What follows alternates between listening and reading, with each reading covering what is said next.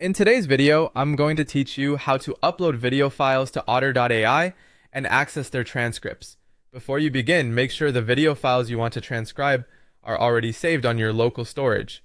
That means they should be downloaded and easy to find on your computer, ideally in a folder you can quickly access.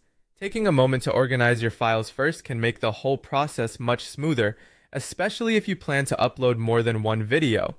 Once your files are ready, go to Otter AI and sign in to your account.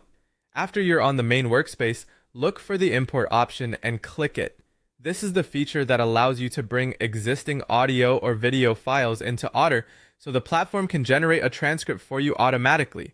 When the upload window appears, drag and drop your video file directly into it. If you have several files you want to process, you can also drag and drop multiple files at the same time, which is helpful for batching your work and saving time. After you release the files into the upload area, Otter will begin uploading them and preparing them for transcription. Depending on the size and number of files, this may take a little while, so give it a moment to finish. Once the upload and transcription process is complete, head over to My Notes. This is where your finished transcripts will appear.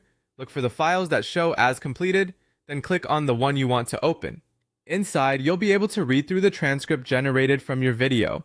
This is a good time to review the text for accuracy, especially if your video includes technical terms, accents, or background noise that may affect transcription quality.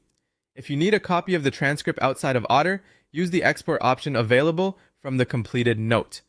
That allows you to save the transcript in a format that works best for your needs, whether you're using it for editing, note-taking, captions, or documentation. That's the full process.